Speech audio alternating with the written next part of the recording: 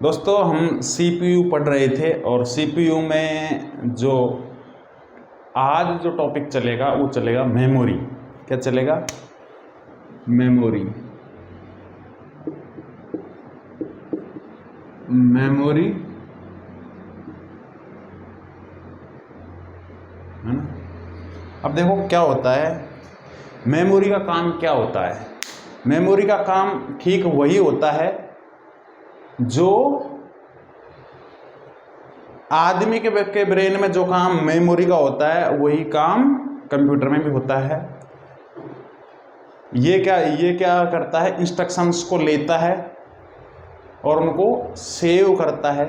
और जो भी कोई डाटा इंस्ट्रक्शन जो भी कोई होते हैं, क्या डाटा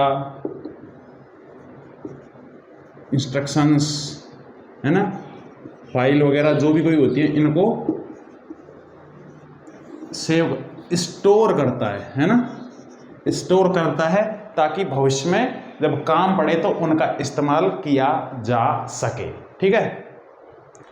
मेमोरी के बारे में थोड़ी बहुत जानकारी पहले देख लीजिए। कंप्यूटर में जो मेमोरी होती है ना, मतलब कंप्यूटर में कोई भी चीज़ जो स्टोर होती है ना, कंप्यूटर मतलब यहाँ पर बात हो रही है मेमोरी की। मेमोरी में कोई भी चीज़ स्टोर होती है वो बिट के रूप में होती है। किसके रूप में होती है? बिट के रूप में होती है। लेकिन बिट बहुत छोटी इकाई होती है तो इसको मेजर नहीं कर सकते हैं। तो मेजर करने के लिए दूसरी इकाई काम में ली जाती है, जिसे बाइट बोलते हैं। क्या बोलते हैं? बाइट बोलते हैं। ठीक है। बाइट से बड़ा होता है किलोबाइट, है ना। और 1 किलोबाइट में 1024 बाइट होते हैं, है ना। इसे शॉर्ट में केबी भी बोलते हैं। केबी के बाद में होता है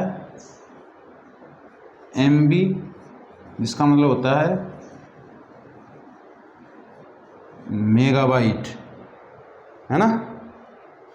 और मेगाबाइट 1 मेगा, ठीक है, मेगाबाइट 1 मेगाबाइट में होते हैं 1024 किलोबाइट। ठीक है। और मेगा के बाद में आता है जीबी, जिसे बोलते हैं गीगाबाइट। गीगाबाइट। और 1 जीबी में होता है 1024 मेगाबाइट। ठीक है। और इसके बाद में आता है टीबी, टेराबाइट। और ये होता है 1024 जीबी। ठीक है। और एक बात का ध्यान रखना, 4 बिट का एक निबल होता है। ठीक है। 4 बिट का होता है एक निबल और 8 बिट का होता है एक बाइट। क्या होता है? 4 बिट का एक निबल, 8 बिट का एक बाइट और 1024 बाइट का एक किलोबाइट और 1024 के बेबी का 1 मेगाबाइट और 1024 MB का 1024 है ना, 1024 MB का 1 गीगाबाइट और 1024 गीगाबाइट का 1 टेराबाइट। और जो मेमोरी में जो भी डाटा सेव होते हैं ना, उसमें छोटे छोटे सेल होते हैं, तो उस सेल्स में ये स्टोर होते हैं और हर एक का एड्रेस अलग अलग होता है। और दूसरी खास बात यह है कि इसमें जो भी कोई डाटा होते हैं वो 0 और 1 के रूप में ही होते हैं। 0 और 1 के रूप में ही होते हैं और इनको बाइनरी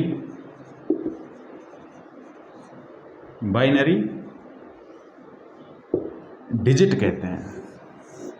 क्या बोलते हैं? बाइनरी डिजिट, जिसको शॉर्ट रूप में बिट बोलते हैं, जिसकी चर्चा हमने यहाँ पर कर ली है। समझ में आई बात? मेमोरी में जो भी डाटा होते हैं वो 0 और 1 के रूप में स्टोर होते हैं, जिनको बाइनरी डिजिट कहते हैं। इसे शॉर्ट फॉर्म में बिट बोलते हैं। और बिट बहुत छोटी इकाई होती है, तो इसको मेजर नहीं कर सकते हैं, तो मेजर करने के लिए बाइट का इस्तेमाल किया जाता है। ठीक है। और एक बिट सबसे छोटी इकाई है। 4 बिट का एक निबल होता है।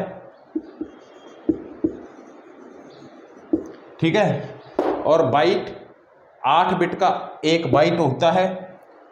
और एक किलो बाइट में 1024 बाइट होते हैं। 1 मेगाबाइट में, जिसे MB बोलते हैं, नहीं बोलते कि ये इसमें ये 50 MB 60 MB 100 MB ये स्टोरेज क्षमता है, तो वो वही होता है।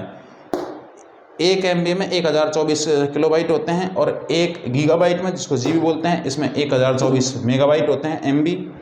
और 1 टेराबाइट में 1024 गीगाबाइट होते हैं। ये तो हो गया ये साधारण इंफॉर्मेशन। अब देखते हैं हम मेमोरी के प्रकार।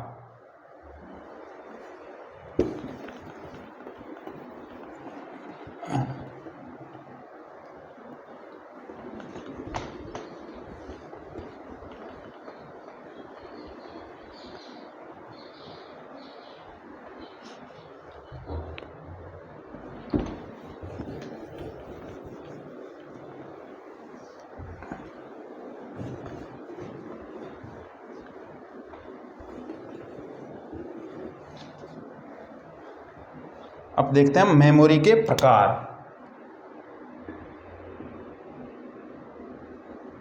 मेमोरी के प्रकार। मेमोरी 3 प्रकार की होती है। कितने प्रकार की होती है? 3 प्रकार की होती है। ये कौन सी होती है?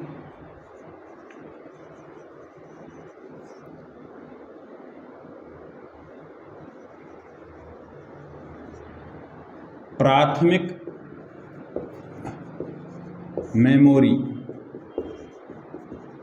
जिसे हिंदी में कहते हैं प्राइमरी मेमोरी। फिर आती है द्वितीयक मेमोरी, जिसे हिंदी में कहते हैं सेकेंडरी मेमोरी।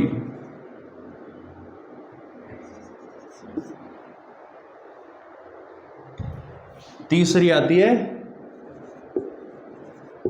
कैश मेमोरी, जिसे हिंदी में कैश मेमोरी कहते हैं। ठीक है। कितने प्रकार की होती है? 3 प्रकार की। प्राइमरी मेमोरी, सेकेंडरी मेमोरी और कैश मेमोरी। प्राइमरी मेमोरी होती है ना, ये मुख्य मेमोरी के नाम से भी जानी जाती है। किसके नाम से? मुख्य मेमोरी। ये कंप्यूटर की मेन मेमोरी होती है। दूसरी खास बात, ये वोलेटाइल होती है। वोलेटाइल का मतलब ये अस्थायी होती है।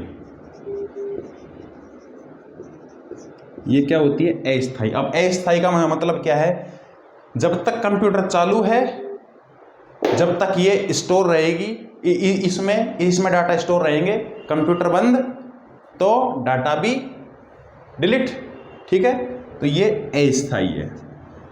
ठीक है। दूसरी बात, ये सेमीकंडक्टर की बनी होती है। किसकी बनी होती है? अर्धचालक की बनी होती है। दूसरी बात, ये तीव्र होती है। ये क्या होती है? तीव्र होती है। तीव्र है तो महंगी भी होगी, तो ये महंगी होती है, कॉस्टली होती है, डियर होती है। डियर और कॉस्टली का मतलब महंगा होता है। ठीक है। ये 2 टाइप की होती है। कितने टाइप की होती है? 2 टाइप की होती है। आपने नाम सुना होगा रैम और रोम। रैम और रोम। रैम का मतलब होता है random access memory, random access memory, और रोम का मतलब होता है read only memory. Random access memory ये क्या होता है, ये क्या होती है, ये अस्थायी होती है, ये अस्थायी होती है। और इसकी खास बात क्या होती है कि जो इनपुट के डाटा होते हैं ना, इनपुट के डाटा उनको स्टोर करती है। ये क्या करती है, इनपुट के डाटा को स्टोर करती है। ठीक है, अब बात करते हैं रोम की। रोम क्या होता है, रीड ओनली मेमोरी।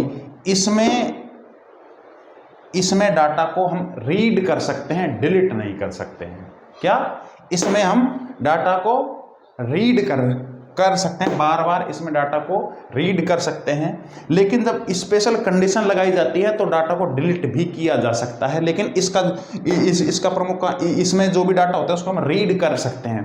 तो इसमें भी 3 टाइप की होती हैं, ये भी 3 टाइप की होती हैं। एक होता है प्रोम, एक होता है ईप्रोम, एक होता है ईप्रोम। प्रोम क्या होता है, प्रोम होता है प्रोग्रामेबल रीड ओनली मेमोरी। तो मैं यहां पर सिर्फ पी का मतलब बता रहा हूं, वो ये पूरा सेम रहेगा। PROGRAMABLE, प्रोग्रामेबल रोम है। और ये ई प्रोम, यहां पर ई का मतलब है इरेजेबल, मतलब इसे मिटाया जा सकता है।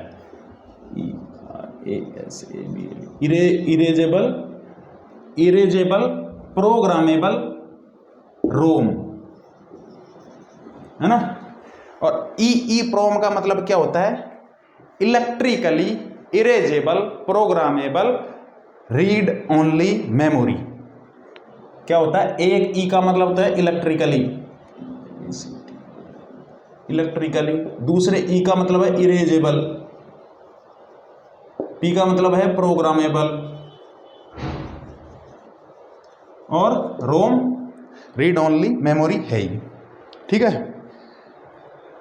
जो प्रोग्रामेबल रोम होती है ना, जिसे प्रोम बोलते हैं, इसे केवल एक बार लिखा जाता है, इसे केवल एक बार लिखा जा सकता है और इसे पढ़ा कई बार जा सकता है। ठीक है, दूसरी बात, हाँ, इसको है ना इरेज नहीं किया जा सकता है, इसको डिलीट नहीं किया जा सकता है। अब ई प्रोम होता है ना, erasable programmable read only memory. ये क्या होता है, इसे चाहे तब इसके डाटा को डिलीट किया जा सकता है, लेकिन इसको डिलीट करने के लिए यूवी रेज का इस्तेमाल किया जाता है। यूवी का मतलब होता है अल्ट्रावायलेट रेज का इस्तेमाल किया जाता है। ठीक है, ईप्रोम, इसके डाटा को भी डिलीट किया जा सकता है, लेकिन इसके डाटा को डिलीट करने के लिए विद्युत तरंगों का इस्तेमाल किया जाता है। ठीक है, तो इसको प्राइमरी मेमोरी को फिर से देख लीजिए। प्राइमरी मेमोरी, जिसे प्राथमिक मेमोरी भी बोलते हैं, इसे मेन मेमोरी कहते हैं। ये अस्थायी होती है, सेमीकंडक्टर की बनी होती है, तीव्र होती है, महंगी होती है। एक खास बात, यदि ये कंप्यूटर में नहीं है तो कंप्यूटर नहीं चलेगा। तो ये कंप्यूटर चलने के लिए आवश्यक है, कंप्यूटर के चलने के लिए आवश्यक है। यदि ये मेमोरी नहीं है, प्राइमरी मेमोरी नहीं है, तो कंप्यूटर नहीं चलेगा। ये 2 टाइप की होती है, रैम और रोम। रैम होता है रैंडम एक्सेस मेमोरी, और ये क्या काम करता है, इनपुट के डाटा को स्टोर करती है। रोम होता है रीड ओनली मेमोरी, इसे केवल पढ़ा जा सकता है। और ये 3 प्रकार की होती है, प्रोम, ईप्रोम, ईप्रोम। प्रोम होता है प्रोग्रामेबल रैंडम ओनली मेमोरी, इसे एक बार लिखा जाता है और फिर बार बार पढ़ा जा सकता है। ई प्रोम क्या होता है? हाँ, इसको प्रोम को डिलीट नहीं किया जा सकता है। ई प्रोम क्या होता है? Erasable programmable read only memory. इसके डाटा को जब चाहें तब डिलीट किया जा सकता है, लेकिन डिलीट करने के लिए अल्ट्रावायलेट रेज का इस्तेमाल किया जाता है। ई प्रोम क्या होता है? Electrically erasable programmable read only memory. इसमें डाटा को विद्युत तरंगों के जरिए डिलीट किया जाता है। अब आता है सेकेंडरी मेमोरी। सेकेंडरी मेमोरी होता है, इसको हम एक्सटर्नल मेमोरी भी बोलते हैं। क्या बोलते हैं? बाह्य मेमोरी, जिसे हिंदी में एक्सटर्नल मेमोरी भी बोलते हैं। ठीक है। दूसरी बात, ये स्लो होती है। ये क्या होती है? स्लो होती है, तो ये सस्ती भी होती है। दूसरी, कंप्यूटर की स्टोरेज क्षमता को बढ़ाने के लिए इसका इस्तेमाल किया जाता है, इसलिए इसको एक्सटर्नल मेमोरी भी कहते हैं। ठीक है। और इसमें प्रोग्राम और आउटपुट, है ना, प्रोग्राम और आउटपुट के डाटा होते हैं, उनको स्टोर करने के ये काम में आती है। क्या? प्रोग्राम और आउटपुट डाटा होते हैं, उनको ये स्टोर करने के काम में आती है। और इसके एग्जाम्पल क्या क्या हैं? इसके एग्जाम्पल तो आपने खूब सुने होंगे। इसके एग्जाम्पल हैं, यहाँ पर लिख दे, ये जगह कम है थोड़ी सी, इसके मैं एग्जाम्पल यहाँ पर लिख देता हूँ ताकि एग्जाम्पल कौन कौन से हैं। हार्ड ड्राइव का नाम सुना है आपने? सुना ही होगा। Hard drive, CD, DVD, flash drive, है ना। Hard drive, CD, DVD, flash drive, pen drive, है ना। और ये एक सेकेंडरी मेमोरी की एक खास बात ध्यान रखना, ये ऑप्टिकल और मैग्नेटिक होती है। ये ऑप्टिकल और मैग्नेटिक होती है। ठीक है। ये क्या होती है? ऑप्टिकल होती है और मैग्नेटिक होती है सेकेंडरी मेमोरी। फिर से देखो, ये एक्सटर्नल मेमोरी होती है, इसको बाह्य मेमोरी भी कहा जाता है। और ये प्रोग्राम और आउटपुट के डाटा को स्टोर करने के लिए काम में आती है। ये स्लो होती है। और एग्जाम्पल है इसके hard drive, CD, DVD, flash drive, pen drive, ये इसके एग्जाम्पल है। अब आता है कैश मेमोरी। कैश मेमोरी क्या होती है? एक्चुअल में ये क्या काम आती है? जो सीपीयू होता है ना, सीपीयू की जो स्पीड निर्धारण करती है वो यही करती है। ठीक है। तो सीपीयू की जो स्पीड है ना, उसको तीव्र करने के लिए काम में आती है। सीपीयू की स्पीड को तीव्र करने के लिए काम में आती है। और ये भी टेम्परेरी होती है ना। ये भी टेम्परेरी होती है, मतलब ये अस्थायी होती है। और ध्यान रखना, सेकेंडरी मेमोरी होती है वो स्थायी होती है, मतलब डिलीट करना आपकी इच्छा पर निर्भर करता है ना। और ये दूसरा मतलब इसका ये भी है कि जब कंप्यूटर बंद हो जाता है तो ये डिलीट नहीं होती है। कैश मेमोरी ये क्या होती है? सीपीयू की स्पीड को बढ़ाती है, टेम्परेरी होती है, और कंप्यूटर जैसे ही बंद किया जाता है तो ये डिलीट हो जाती है। और इसका काम क्या होता है? जो डाटा जिनका इस्तेमाल सीपीयू सबसे ज़्यादा बार करता है, ऐसे डाटा जिनका इस्तेमाल सीपीयू सबसे ज़्यादा बार कर रहा है, उनको स्टोर करने के लिए काम में जो उनको स्टोर करने का काम करती है वो कैश मेमोरी करती है। क्या? ये सीपीयू की स्पीड को बढ़ाती है। ये टेम्परेरी होती है, मतलब कंप्यूटर को बंद करेंगे तो ये बंद हो जाएगी। दूसरी बात, इसका काम क्या है कि ऐसे डाटा जिनका सीपीयू बार बार इस्तेमाल कर रहा है तो उनको स्टोर करने के लिए जो काम में आती है वो कैश मेमोरी कहलाती है। तो ये हुआ मेमोरी का पूरा टॉपिक। कल हम देखेंगे हार्डवेयर और सॉफ्टवेयर। ठीक है। तो आई होप आपको काफ़ी कुछ समझ में आया होगा। यदि ये वीडियो आपको पसंद आए तो इसे लाइक करें, यदि कोई क्वेरी है तो कमेंट करें। Stay tuned, see you tomorrow.